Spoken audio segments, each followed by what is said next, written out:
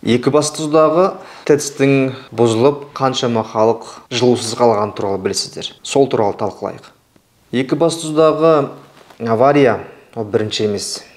Бұған дейін де 2022 жылының көктем айында Петропавловск жылу станциясының мұржасының құлап түскенін білеміз. Яғни бұл не деген сөз? Бұл ТЭЦ-тардың әбден ескіріп, шіріп, кәдеге аспай қалған туралы.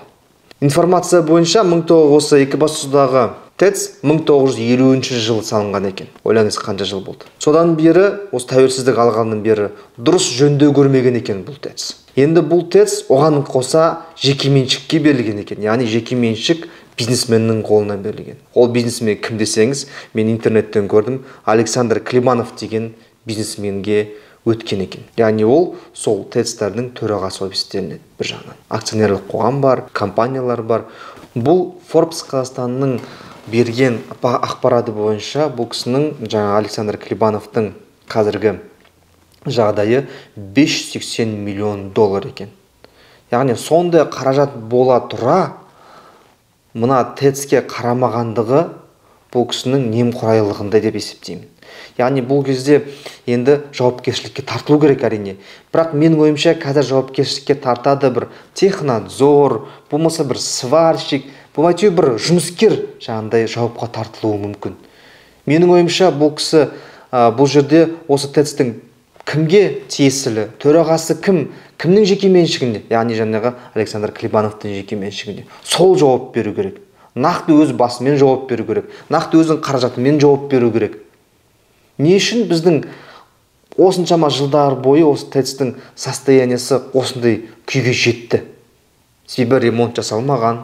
Жаңалықтан естіп отырсаңыздар, бұл жерде зарплаталар өте төмен, ешкім жұмыс істегісі келмейді, кадровый голод, ол жерде ешкім жаңадан кадр өсірмеген.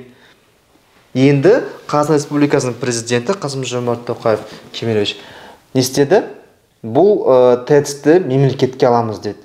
Әрине, өте оңай. Жаңағы Александр Климанов жекеменшіктен алады да мемлекетке өткізе салады. Қолданып көрді, барлық қызығын көрді. Енді аварийный состоянияда болған кезде алады да мемлекетке өткізе салады. Ешқандай жауапкершілік жоқ. Одан кейін мемлекет не істейді? Ол ТЭЦ-ті жөндейді. Кімнің қаражатына? Мына біз сияқты жаңағындай салық төлеп отырған адамдардың қаражатына төлейді. Яғни біз төлеуіміз керек қалтамыздан. Ал оның қызығын үлкен жаңағы қалталы азаматтар көрді. Не үшін олай болу керек? Мен мүлдем келіспеймін. Менің ойымша бұл жаңағындай кімнің балансында болды?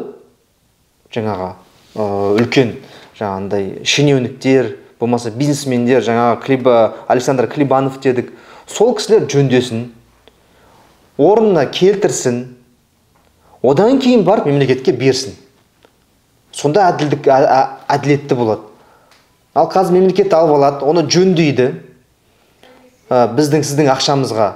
Одан кейін жөндеп болғаннан кейін, бәрі жақсы болғаннан кейін қайтадан жекешелендіру басталады да, қайтадан қалталы азаматтардың қалтасына кетеді, қызығын көрсін деп.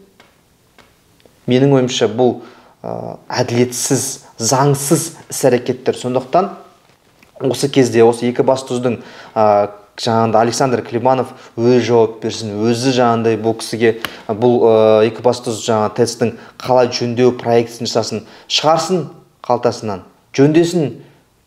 Одан кейін барып мемлекетке қайтарылсын. Келісесіздер ме, келіспейсіздер ме? Астына комментарий жазып отырыңыздар.